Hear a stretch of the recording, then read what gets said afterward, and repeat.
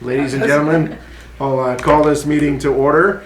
Can I get a motion, please, that the agenda of the August 21st, 2018 regular meeting of council be adopted as presented? Make it so. Councillor Bevan makes that motion. Any additions to said agenda? Hearing none, all those in favor? Motion carried. Can I get a motion, please, that the minutes of the July 17th, 2018 regular meeting of council be adopted as presented? Councillor Wilkinson will make that motion. Any questions, comments, or concerns? Hearing none, all those in favor? Motion carried. We have no public hearings tonight, but we do have a delegation. We have Ross from the Westmoreland Coal Company with us today. So Ross, if you want to step forward and tell us why you're here this evening. Sure.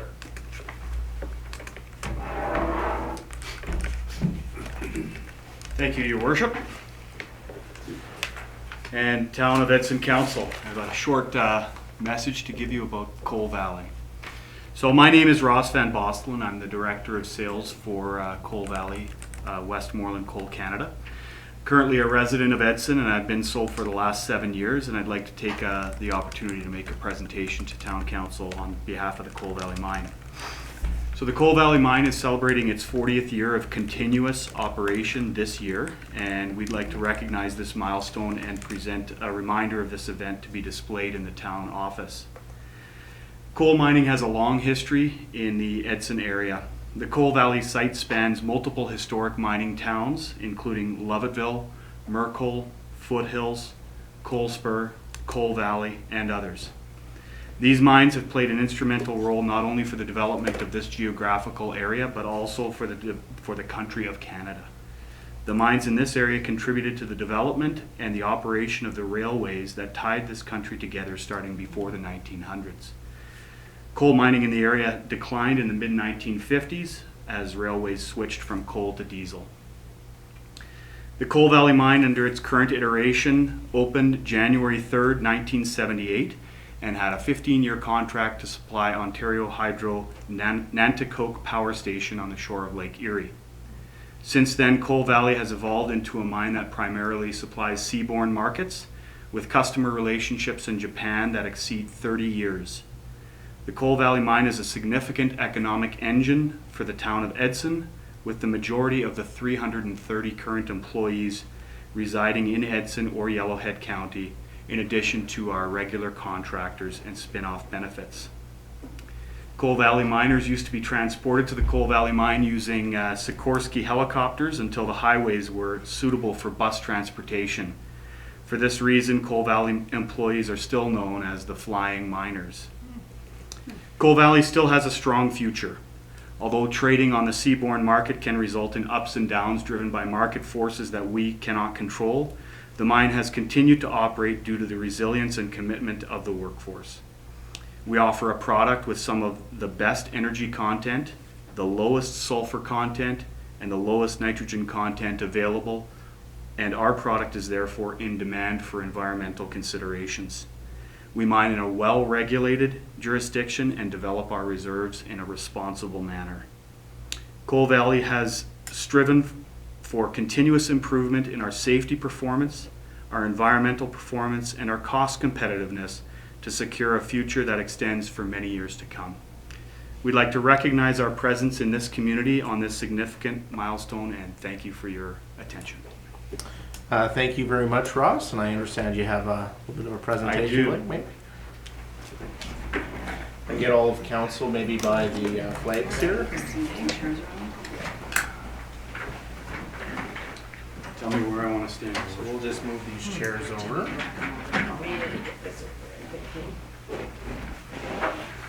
There's a few councilors today, Right, we have more space. huh? Yeah.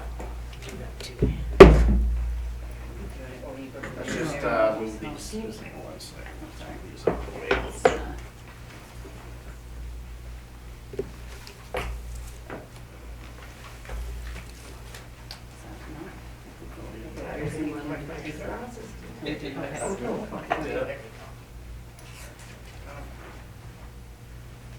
Okay. Who are we looking at first? Steve? Sure. Okay, leader.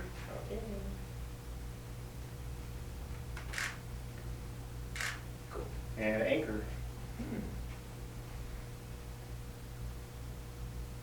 Thanks. Thank you. Just gonna get one more before you guys go. Oh, It's a little tighter. awesome. Thank you. There you go. That's awesome. Thank you very much, Ross. Yeah, I took that picture myself. So do you guys have any questions? I would like to Go right have ahead. a comment. Having taught grade 4, we used to go out on a mine tour. That was part and parcel, sort of the curriculum. The mine paid the bus, and we'd go out and see all the makings of it, which was great for kids. But I would like to really compliment you on your restoration, because we would go at times and you'd see it's all being dug. Then a few years later, you'd go and honestly, grass, bush, deer, whatever, running in the same area. So I really think you've done a wonderful job on that. So thank you on behalf of the earth, I guess. Thank you, Councillor Wilkinson. Any other questions or comments? Councillor Bevan. Just a comment to that, I'd like to thank you guys too, and that, I remember when we had the first hockey school in town here, and that was one of the founders of the first hockey school. And the mine stepped up, and we took all our kids out on helicopter rides. They came there and said, you know what, we had something like 150 students, and they said, we'll give you guys free rides, and they toured them around Edson and over to the mine, stuff like that. And to this very day, and that was back in 1980 something, the kids still remember it, or whatever it was, 70s and that, and they just love it. And they talk about it today, you know, where's the helicopters? How come they're not flying anymore? You know, so, yeah, you know, you guys done a lot to support our community over the many years that you've been here, and that, not only for minor hockey, but for everything else in here. So, you know, thank you very much, and that's really great. Thank you. All right, any other questions or comments?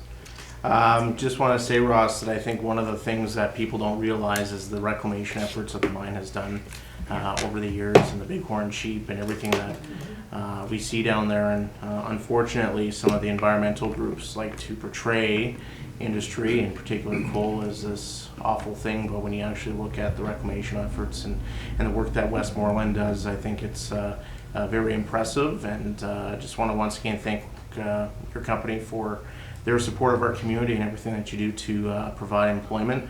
I understand that coal prices are in good shape right now, so I think things are looking up. Or how's your sense of things in the marketplace? They are definitely looking up. I mean, I put in the little commentary there that you know, the market forces do go up and down, and we can't control that. Over the last 3 years, Coal Valley has been in a tough spot where coal futures prices and the indexes that we trade on were putting us in a position where we were losing money for about 3 years. Thankfully, as the contracts that contained contract minimum penalties expired, the price went up, and so Coal Valley continued to operate, and we've seemed to do that every time. The prices are very favorable right now, and for our parent company, Westmoreland, Coal Valley is one of the shining stars in their portfolio right now. So we currently have a 1-year rail and terminal services agreement and a 1-year offtake agreement with our marketing partner, but we're working on extending that at least 2 years. We'd like to extend it longer, but it depends on the shape of the terminal, Ridley terminals, and the other developments that are happening in our transportation realm for sure. I know some industry around the region has faced some challenges with rail access. Have you guys had some problems getting enough cars and getting your product to market? CN has stepped up in terms of bringing additional assets online. The Canadian coal industry in general is the metallurgical coal industry in Canada is a swing supplier on the seaborne market. So when the metallurgical coal prices spiked just in advance of the thermal coal prices spiking, mines in Tumbler Ridge and Chetwynd started back up, which sucked some rail assets up, as well as the Grand Cache coal, as I understand, is looking at restarting as well. So those are taking some of the rail assets, but CN has stepped up and brought more assets in to service us for sure. Oh, that's good. Yeah. And how is employment? Do you have openings available for people, or is it pretty stable right now? We do have continued openings available. We're gradually increasing the workforce. We were I believe we were just under 300 in the last 3 years, but we're up to 330. We've been as high as 535 when I first moved to Edson in 2011. And at that time, and I believe still now, Coal Valley was the largest employer, largest single employer in all of Yellowhead County. So I believe we still are, but right now we're at about 330. Okay. Awesome. Well, thank you once again for the presentation, and we'll make sure that the picture gets hung up in a prominent spot within the town hall. Okay, so. perfect. Thank you, Ross. Thank you. Yeah, thank you. Thank you. You're free to stay if you like, or if you would like to carry on about your evening, that's completely up to you. We left our kids at home unattended, so we should probably make sure they haven't burned. They're on their anything computer down. watching this right now. All right, Thank you very much. We have no reading of bylaws. Moving on to reports from administration. Can I get a motion, please, that council direct administration to award the project to the only bidder, Give Back Contracting Limited, for the amount of $690,000 and $190 plus GST, subject to the bidder removing the additional conditions appended to their bid, and with $200,000 of the funds required for this project coming from MSI and the remainder coming from the unrestricted surplus. Make it so. And Councillor Bevan will make that motion, and I will ask Acting CEO Lemieux to speak to this motion. I think that perhaps Mr. Solomon would be better positioned Okay. to speak to this, Absolutely. as it can be quite technical. Yeah. Come on up, Dawit. I'm just going to ask you to, just be next to that mic, so people can hear what you're what you're saying. Okay, thank you.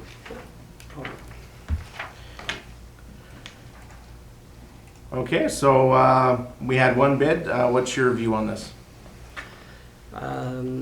So I think we have tried twice now, so it's best that we move forward, is my thought, on the direction of council, and proceed with this work without further delay is what I think. Okay. Thank you, Dawit. Council, you have any questions, comments, or concerns? Councillor Curry. Through the chair, can you just clarify for me in the whole part about in discussion with the bidder to remove conditions included with the bid documents which could have financial implications? What does that mean? What that means is, a bidder is supposed to be submitting his or her bid just based on the terms that are in the contract. Okay. So some do some attachments. If this didn't happen, this can cost us this. Or those are very, if you may, a minefield that you don't want to go into. So we have to make sure that those are removed. And like every other bidder, it has to be that level ground because the others don't have those. Probably they cannot bid because they cannot put those conditions, and they know they can't. Okay. This one bid and put those conditions, so we have to ask them to remove those conditions. Any condition in a contract has always a financial implication. Therefore, we have to ensure that those conditions are removed before we proceed. All right, any other questions or comments? My only question, I guess, would be, since we tendered this in the spring, or went out to bid in the spring, how much has the price increased or decreased between the two bids? And is this the same bidder? No, this one is a different bidder. It has increased by about $80-something thousand. But even the other one, there's always, because we've not gone that far to refine it. Otherwise, if you look back and check, there are things that would drive the cost much higher than what they have written as a project estimate or a bid amount. Okay. And as I spoke to this in the spring, I know the condition of that bank is worsening as we go on here, so I think it's something that we need to do. I know that speaking based on our past conversations, I know council is certainly not happy that we have to spend this money, but I don't see any way around this, and obviously it's not a project that's big enough to get a whole bunch of bidders bidding on, so unfortunately, with a heavy heart, I have to vote in favor of this, but I think the work needs to get done. So, Councillor Bevan. Yeah, thanks, Dawit, to the chair. I agree, no, we have to do it in there, but also, I just, along this line here too, have you looked at the one behind our theater down there, where the bank's sloughing in on that? Also just across the bridge.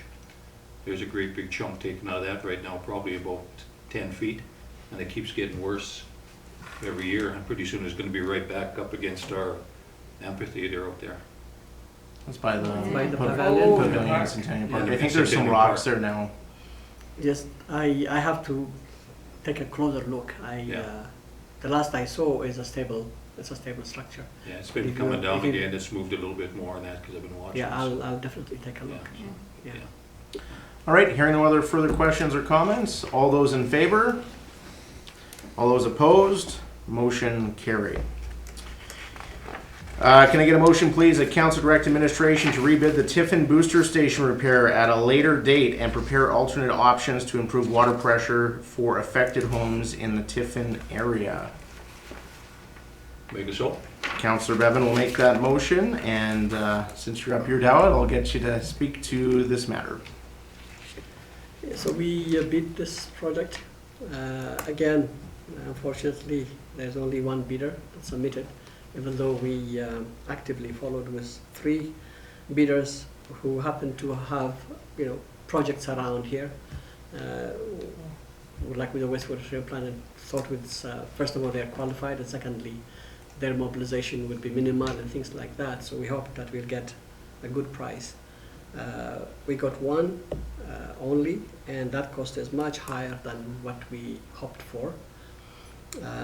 We did, of course, talk to them. The last text I just received, because they know that we're having a council, I'm going to council tonight, and so the best that they could do is only knock off $50,000 is what they said. Still is very high as far as I'm concerned. So now we seek direction from council if we push it a little to a later date and have another round of bidders participate. I still believe that we can get a good bid, and that's one route to take. Alternative is if those who are affected are impatient, for example, the thing to do might be to install an inline booster system, an inline pump with a pressure tank and things like that, and serve them. They will get a higher pressure naturally, but that would be now to going and installing those facilities within individual homes. We'll go establish which ones are really impacted and by how much, and which ones deserve to have those inline booster system, and proceed is the other option. So it's now for council to direct us in which direction you would want us to go. All right, thank you, Dowd, and Councillor Wilkinson, and then Councillor Curry. Okay, through the chair. You're the engineer, so I'm going to ask this question. It might be very silly, but if and when we service the people on the Grand Prairie Trail, is this going to have anything to do at all with this pumping station? So, like I indicated the other time, this booster pump station is supposed to be serving the northeast part of town, and will add also pressure in the Johnson Estate. But these 2 areas of town have not developed as projected. Therefore, this pump station has not been in use for many, many years. Right. So by abandoning this and moving with a bigger booster pump station by the GPT, that booster station will be doing both. It will serve further north and west of town. At the same time, it will serve the northeast of town, and will be able to also increase pressure in the Tiffin area and the Johnson Estate. So that will cover a much more larger area. What would the cost be for that, approximately, if we abandoned this one and went and built there? That project is roughly about between $2.5 to $3 million. I'm as close as I can get, because we are preparing a 5-year capital plan, and one of the items that we will be bringing back to council at the retreat is that particular, pressurizing that particular area. And so it's roughly between 2.5, I would say, to $3 million. But these are always estimates until you actually do the final design and bid it out and see what the numbers from the bidders look like. It will be very difficult really to say pinpointly what the numbers would look like. In your opinion then, if we put money into this current one, it's sort of a waste of money, like you're putting money into something that eventually we shouldn't be using, we should be using a different one on the Grand Prairie Trail? This pump station doesn't have the capacity to go That to far, that okay. far. All right. And the kind of repair that we are looking, though the cost came to be very high, Right. is just repair, bring it back to where it was. Okay. We're not looking into like repairing pumps or replacing pumps or bringing our electrical system or communication system to codes, but just put it back to where it were. But the numbers that we saw is quite high. Yeah, well, double what you thought, yeah. Yes. Okay, thanks. Yeah, I no just problem. wondered how they Okay, attached. thank you, Councillor Wilkinson. Councillor Curry. Through the chair, can you put some numbers to putting pumps in people's houses? So if we were to go that route, where it was kind of looking at people's pressures and going that route, what's the financial? Approximately $1,500 for each residence. Much, in terms of cost to the town, installing an inline booster system would be, because we're looking at 4 or 5, or even if we say 10, we're looking at about $15,000 to install the system.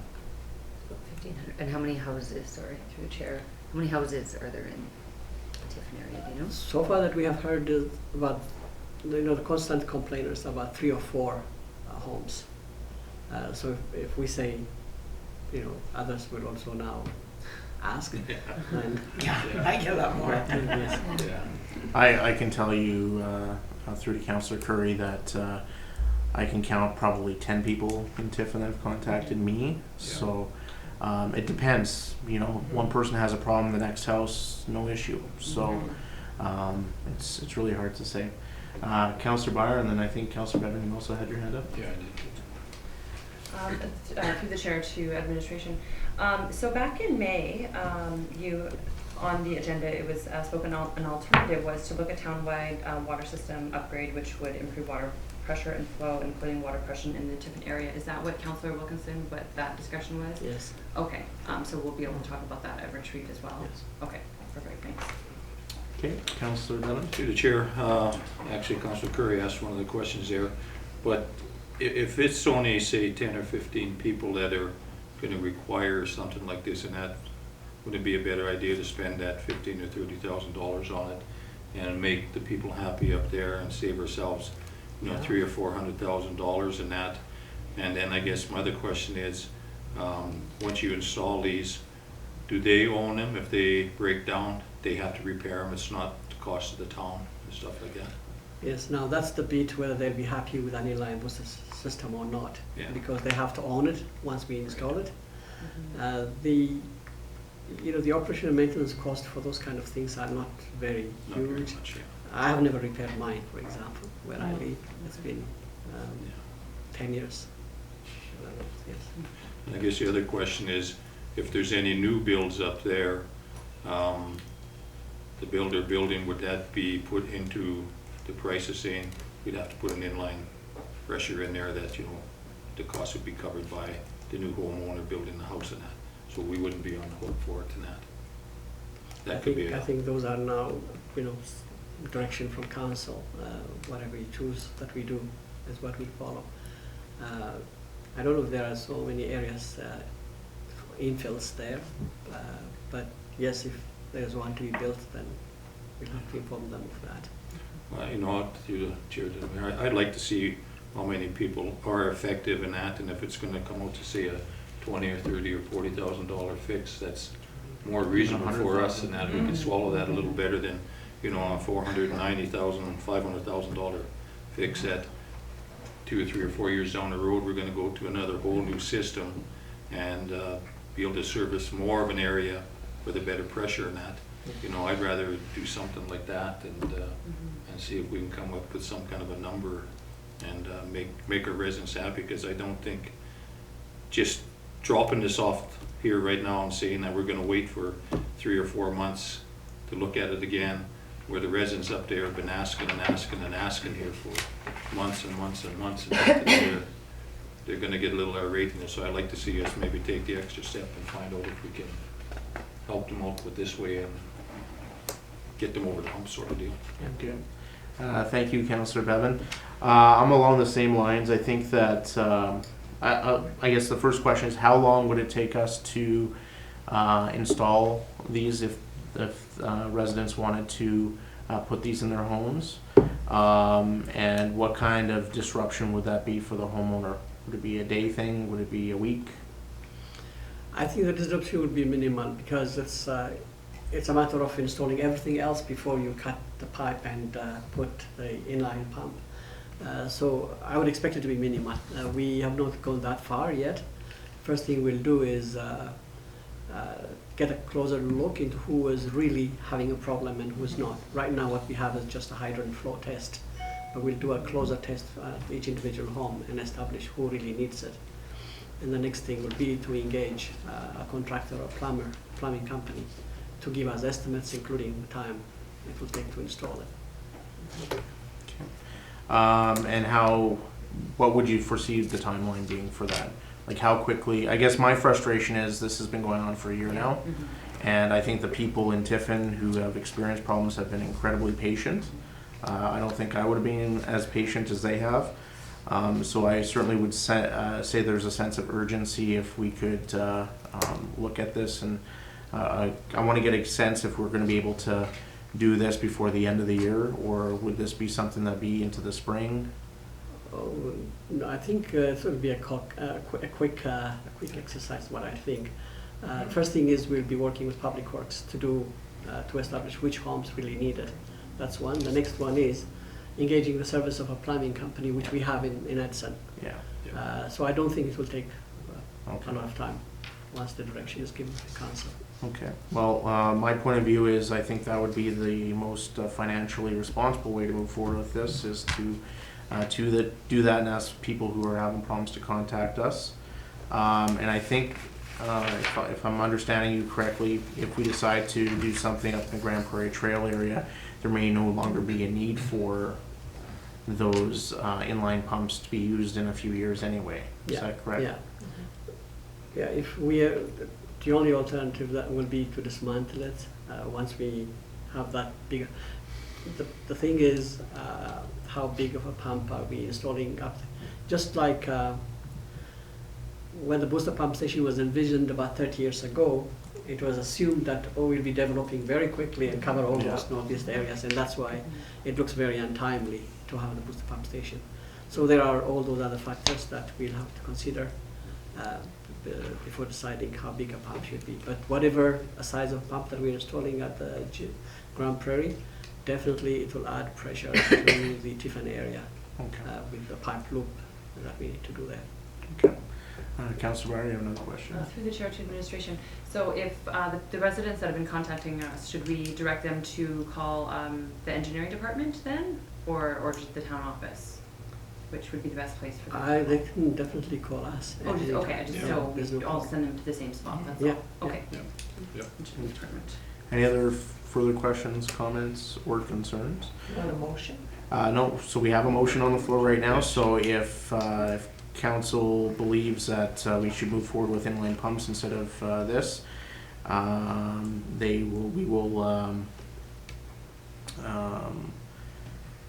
we can pass this motion to rebid the Tiffin booster, or actually we could just defeat this motion. And then we'll get a second motion to direct administration to proceed with inline pumps for houses affected by low water pressure.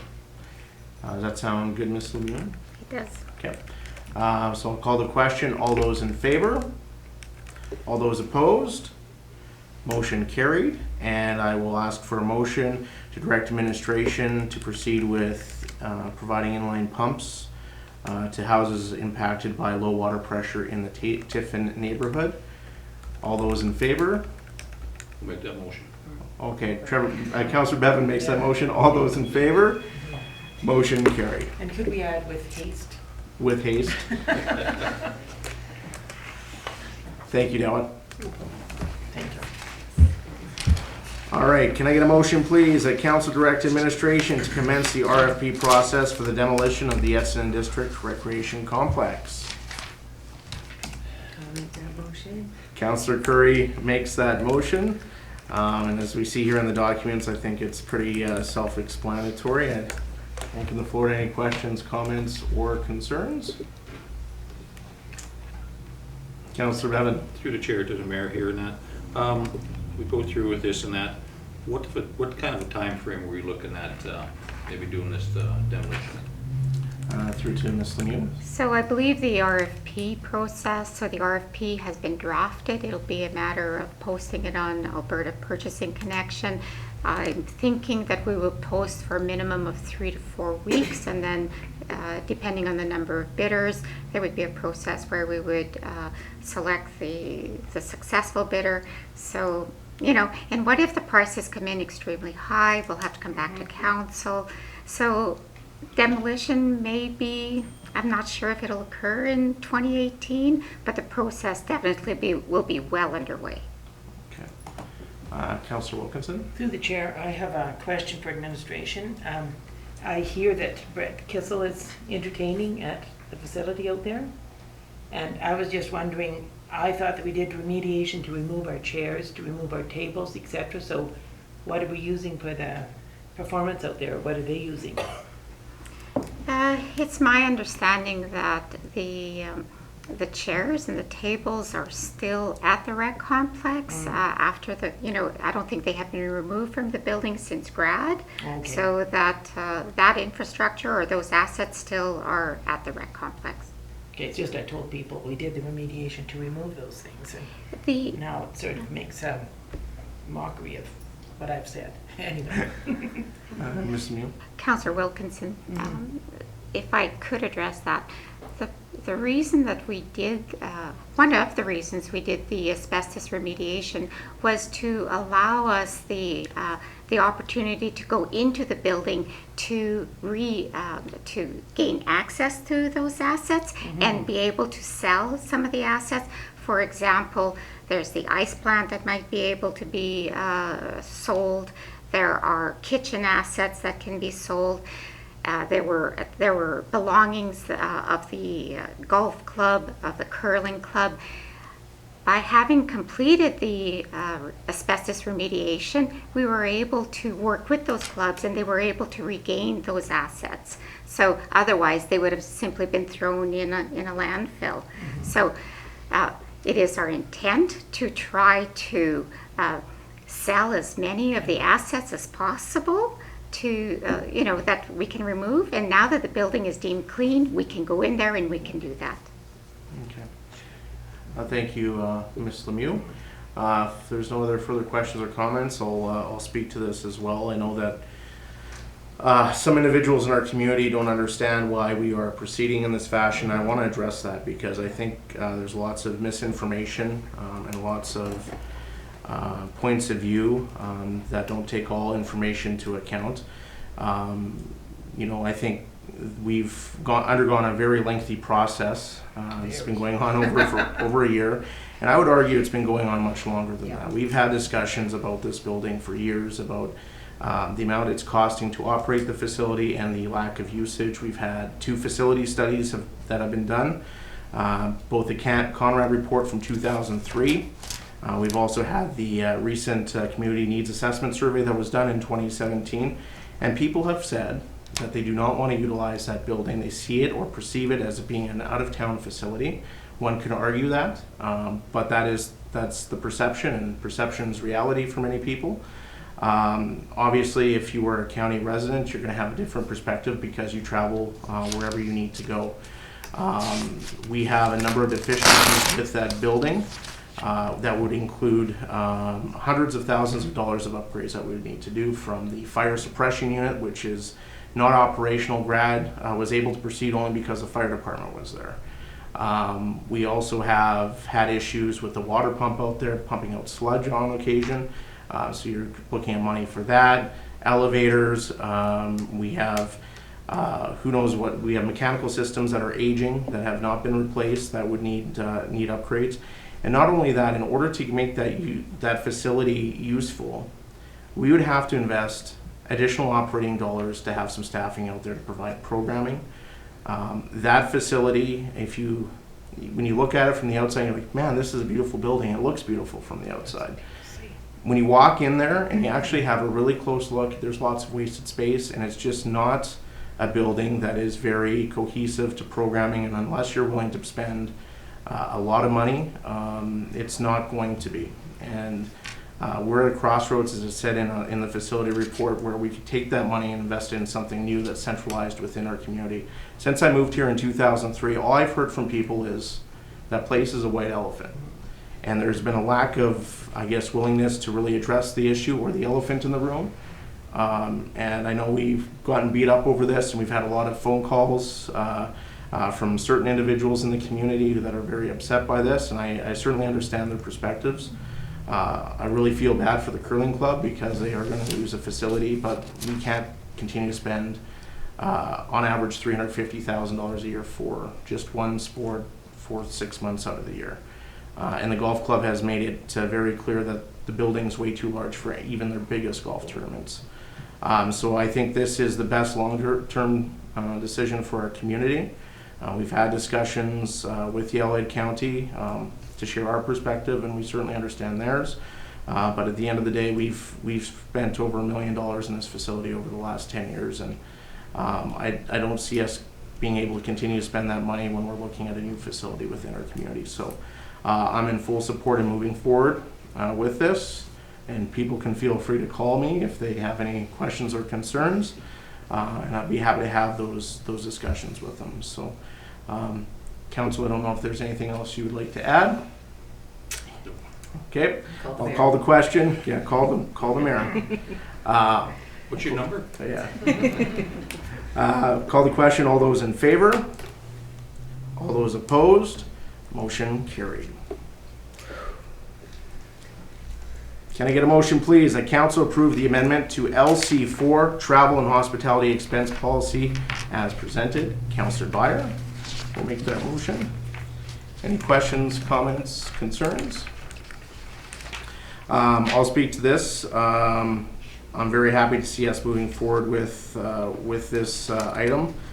Something that I campaigned on personally, and I think it's really important, and I really like how it's set up online, which makes it very easy for the public to understand and access, which is a lot different than other municipalities I've looked at. So I give kudos to administration for the work that they've done on that. The only question is, I would like to see my expenses going back since election posted. What's the plan for timelines in terms of how far back are we going to go, or are we just going to start from To the beginning of 2018, so we'll go from January. Okay. 2018. Everybody cool with that? Yeah. All right. All those in favor? Motion carried. Can I get a motion, please, that council adopt the revised strategic priorities as presented? Councillor Byer. Any questions, comments, or concerns? Councillor Curry. I do have concerns with the benchmarks being taken out. That was a fairly big deal to me as a strategic plan. I think it is necessary in this document to be able to see them, even if it's leading to the other document. But I do think in the specific areas they need to be there, and it is our document. I wanted them in there because I think they're necessary, and I think they're what really show us if we're doing this or not. So I'm not comfortable with it without the benchmarks in there as I'd asked for them. Okay. Through to to Ms. Lemieux. Is there a reason why the benchmarks were removed from the document? Mr. Mayor, again, I think I'm going to divest to Kayla Sidor, and she is in a better position to respond to Excellent, thank you. Councillor Curry's concern. It is your document, so if you want them added back in there, absolutely. I just felt like they were better dealt with in a separate document that would obviously accompany this document, and they would be very specifically linked to each section of the strategic priorities. It just felt like the document was becoming really crowded, and like it just looked less crowded, and spatially it worked better without having them in there. But we're absolutely able to add them back in. Okay, Councillor Bevan and then Councillor Meyer. So I'll through the chair to Ms. Sador. Sorry. Can you give us an example of what you were gonna show us, once it's been removed? Like, we say document's getting to be huge, so you're gonna downsize it to this. Can you just kind of give us a little example of what it would look like when you give us back our benchmarks? Yeah, just kind of give us an email or something. It would it's in the previous agendas, like it would just go back to looking that way. It's not huge, it just, the pages I felt like were starting to get cramped. I was having trouble fitting all of the wording on without it looking cramped and crammed in there, but it worked. They were in there, so we I can read add that them back. we would get them anyway, whether they're removed from here, we were gonna know what they were anyways. Oh yes, absolutely. Yeah. We'll bring like the benchmarks back, and we'll create a document that tracks them and links them with that. But we can have both. There's no reason that we can't. Okay, Councillor Meyer. Through the chair to Ms. Sador.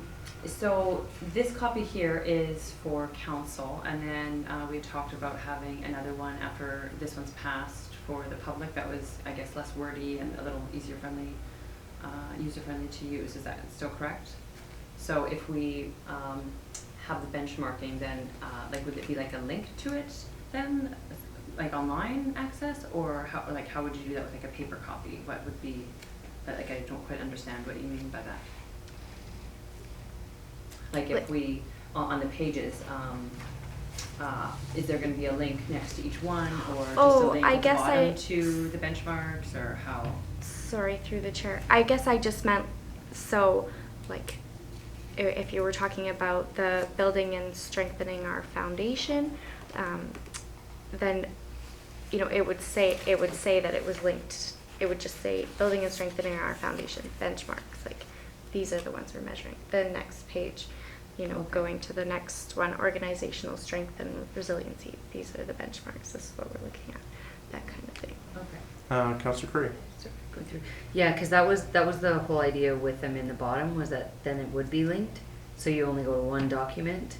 And yes, the benchmarks are going to have to be a bigger document that you go to, but I don't want to have to go to this document and then have to go to another document to figure out how to, versus they were footnoted at the bottom, which would eventually be, I'm assuming once those were created, they would eventually be linked anyways, but they're still in this document, so it's easy to find and easy to access versus, so I'm less concerned about space and such, because this is meant for us, and being able to easily find those benchmarks just from looking at this and access that information, than appearance.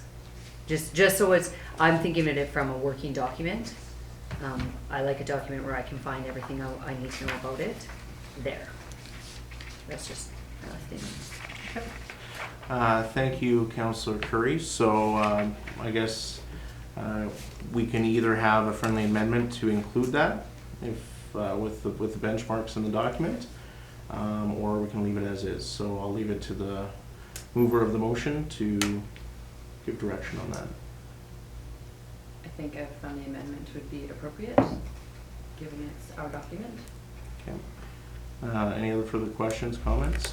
So the motion will read now that Council adopt the revised strategic priorities as presented with the inclusion of the benchmarks within the document. All right, I'll call the question. All those in favor? All those opposed? Motion carried. Thank you. We're going to move on to the next item here. Can I get a motion, please, that Council set the public auction date for the recovery of unpaid property taxes as September 14th, 2018. Councillor Bevan making all the motions tonight. Any questions, comments, or concerns? Hearing none. All those in favor? Motion carried. You didn't vote. I did, but I had a Okay, you were a question, little but early. anyway, I Okay. voted, so. Can I get a motion, please, that council set a reserve bid for each property scheduled for tax sale on September 14th, 2018, based on the market values outlined below? I'll make that motion. Councillor Wilkinson makes that motion. Any questions, comments, or concerns? Councillor Bevan?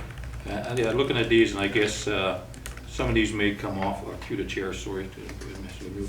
Some of these could come off as people will pay their taxes and stuff like that. So what is here may not always be here when it comes up for bid or for auction and that. Go ahead, Ms. Lemieux. That is correct, Councillor Bevan. Once they can pay to, up to 1 minute prior to the sale, and if they either pay or make arrangements for payment, then they will be removed from tax sale. Okay. Any other questions, comments, or concerns? Hearing none, all those in favor? Motion carried. Can I get a motion, please, that council approve the cancellation of the regularly scheduled September 11th, 2018 Committee of the Whole meeting due to council strategic planning session? Councillor Curry will make that motion. Any questions, comments, or concerns? Hearing none, all those in favor? Motion carried. We have no information items. Moving on to sundry. Can I get a motion, please, that council approve proceeding with a grant application for the Alberta Community Partnership Municipal Internship Program through Municipal Affairs to assist in funding the employment of an intern for 1 year term?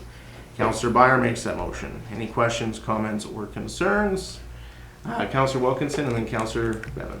Would this be for our third intern then? Through to Ms. Lemieux.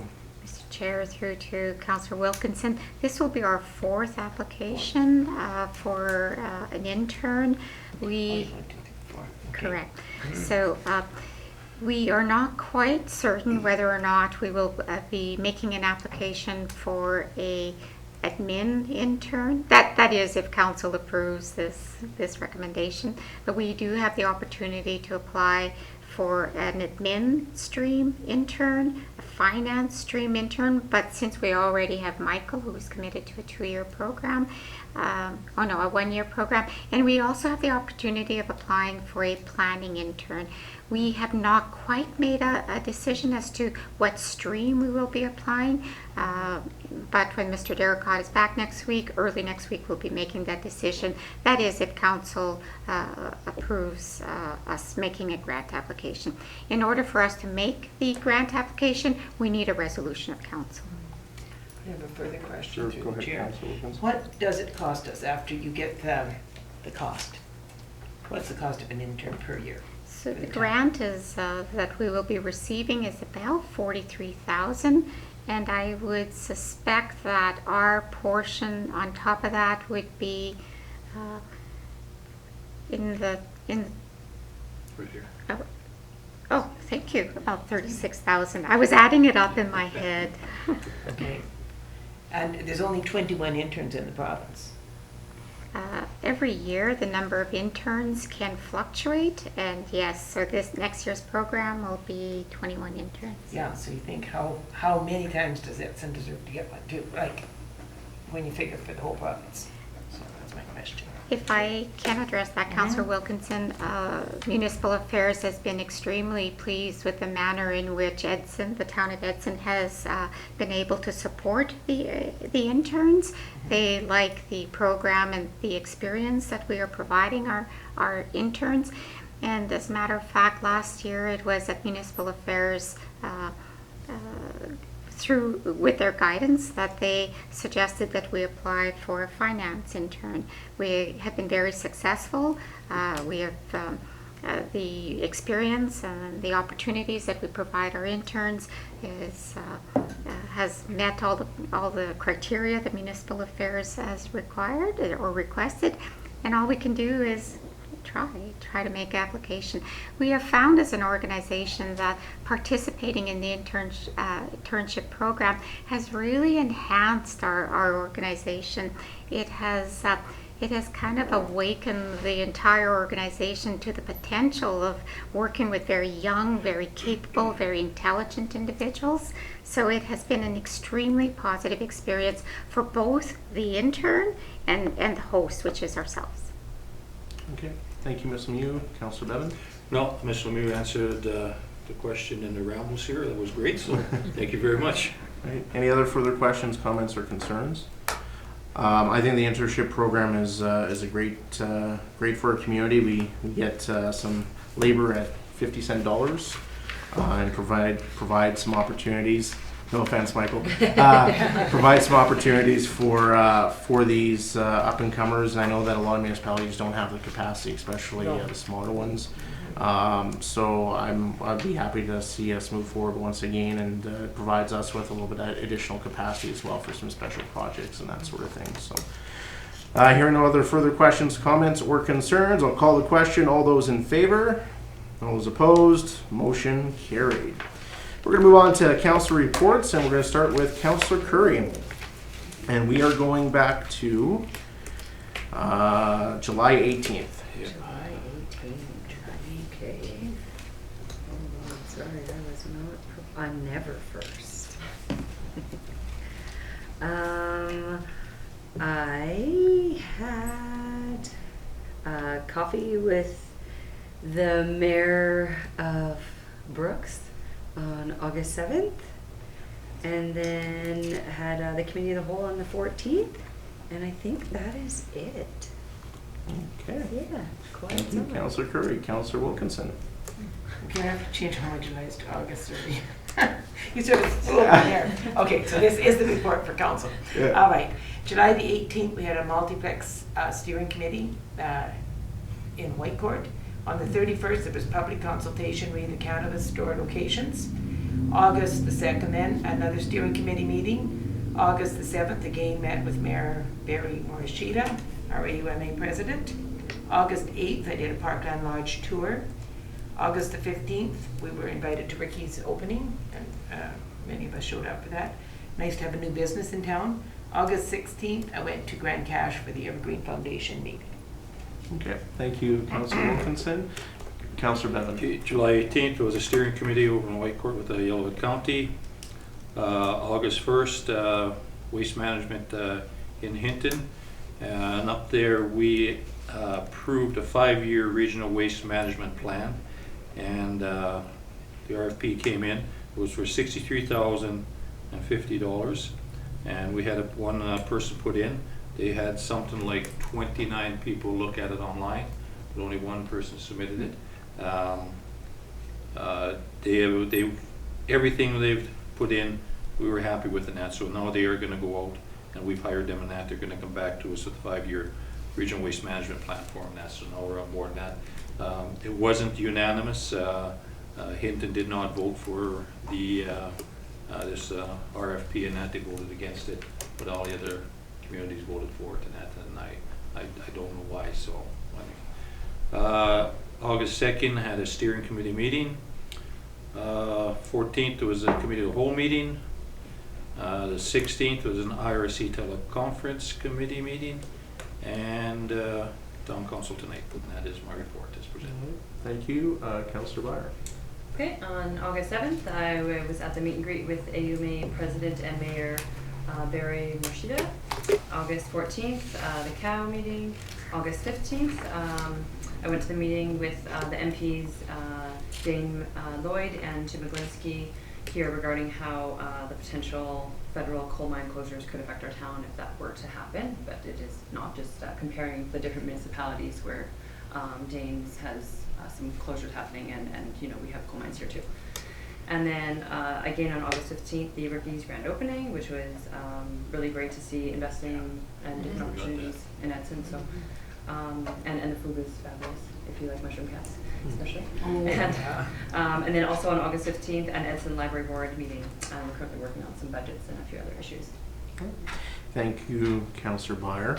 On July 28th, I believe it was a cannabis consultation. I was, I think, visitor number 8 to the consultation. So We were 3 and 4. yeah, there were no edibles there, so I was a little disappointed to see the low turnout, but I know that we've had a good online survey response. So And I believe there's another consultation open house coming up at the end of the month, so encourage people to attend.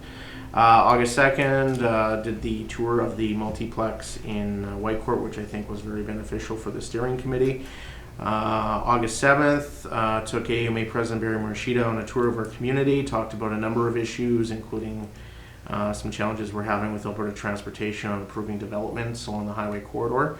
And I know we have a resolution going to AUMA regarding that. And then, of course, we had the meeting with our council.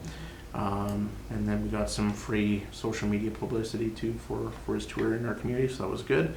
14th, Cal. 15th, meeting with MP Iglinski and MP Dane Lloyd with Councillor Byer about the closure of coal and the impacts to communities. Luckily, our coal mines ship our coal out of market, so it's not having as big of an impact as some other municipalities. And then we traveled down to Hinton and met with Bighorn Mine and toured the site. Amazing amount of work being done there. They have over 200 employees. Once it's operational, upwards of 500 if all the phases come online. Reclamation will be done as they go, which is a lot different than what the original plan was with the original mine plan. So they will start reclaiming the mine after year 3 as they go in phases, developing the mine. Very high quality coal. They'll be starting with 1 full train car every couple days, or train every couple days, 170 cars, and that will lead to over 200 cars every single day once they're really up and going. Huge market, over 1,600 coal plants being planned or under construction worldwide, with Japan building 36 plants on their own. So there's a huge market there, huge demand, and coal prices are at really high prices. When that mine was originally thought of, prices were really low, so a huge potential there. All the equipment on site is new. They're building 6 dump trucks on site. Building them, putting the tires on, everything. And they were estimated to cost about $3 million each. The owner of the mine, which is Chris Klein, if I encourage council to research him, he's a coal tycoon, and he has done a lot of donations within the community of Hinton, and certainly we'll be hitting up for some Edson projects as well, hopefully in the future. So, but yeah, it's a really exciting project and huge potential there. So, 15th, opening at Ricky's, and on August 19th, I met with Pastor Froz of the Baptist Church to talk about how the church can support our community and talk about some of the challenges we face in our community. And he would like to extend an invite to council to attend a service in the fall, so we can be there, and they would like to recognize us as well. So we'll arrange that and do that this fall. So And we've gone to graduations there. Yeah. And it's nice to Yeah. support them, yeah. They're kind of on hold with building the new church. They're trying to rebuild the congregation. So, but yeah, we had a really good discussion, and he's from Bonnyville. He's here temporarily, and he lives next door to my aunt in Bonnyville. So small world. So that's my report. We will move on to financial. Can I get a motion, please, that the account listing be adopted as presented? Councillor Byer makes that motion. Any questions, comments, or concerns? Hearing none, all those in favor, motion carried. Questions from media and public concerning items from today's meeting? I just have one question. Sure, go ahead. I think you mentioned how much like council spends per year to operate the Rexplex. I think I just want to clarify. You said it was 350,000. Yeah, so on average over the last 10 years, it's been about 350,000. It fluctuates year to year. Okay. Last year, we've done very minimal in terms of operations out there. We didn't do any maintenance because we weren't sure what the future of that building was going to be. So just to kind of keep the lights on and doing the minor stuff was $250,000, somewhere in that neighborhood, off the top of my head. We can get you firm figures if you like. So that's kind of the challenges we're faced with. For us to continue to operate, we'd have to put a lot more money into that facility, and when we're looking at a new facility within our community, it's just not, for the long term, it's not feasible to do that. So. Is there any estimate for the cost of the demolition of it?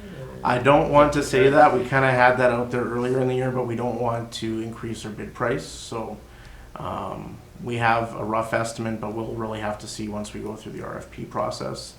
Obviously, that will be a deciding factor on how we proceed. So, Thank you. just, I know that there's a comment, well, why would you spend X amount of dollars demolishing it? If we do that today, what we're gonna save in operating costs over the next couple of years before the new facility is built, will pay for that demolition. So, and then we're gonna be free and clear with that operating cost to put towards a new facility. All right, any other questions? Council, anything you wanna add? No? We'll move on for a motion to adjourn. Make that motion adjourned. Councillor Chenard's not here, so we'll take it from Councillor Bevan. All those in favor? Motion carried.